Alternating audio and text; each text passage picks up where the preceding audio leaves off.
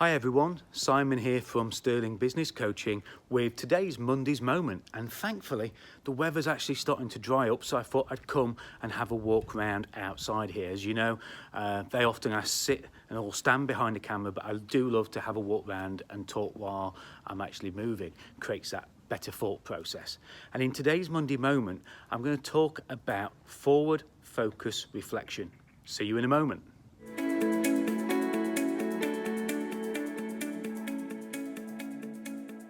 So one of the things I do with all of my clients, whether they be businesses, tech businesses, construction businesses, which I specialize in, or coaches, is get them to think about making 2020, which is the next year coming, and the next decade, the best that it can be. And I do this every year. Okay, so whether you're watching this video in 2019 or whether you're watching it, a recording of it in years to come, this applies to any year that's in the future. And one of the things I get people to do, I get them to do something which I call forward focus reflection.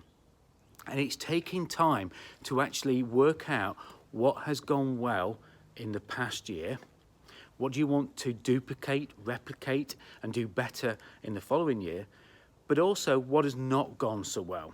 Okay? And when we take that reflection of how the year's worked out, what we need to do is take those lessons that we've learned, take those things that we need to avoid, and move them forward and carry them forward into our 2020 plan or whatever year it is ahead.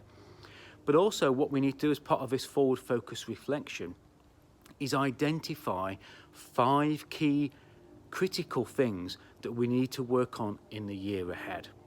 So this is quite a simple Monday's Moment. I want each of you to do that reflection now. We're getting towards the end of the year. We're just coming up to the end of November, beginning of December. So I want each of you to do that reflection of how did this year work out? What went well? What do you need to do more of? What did you learn from what went well? But also, what didn't quite go as well as you wanted it to?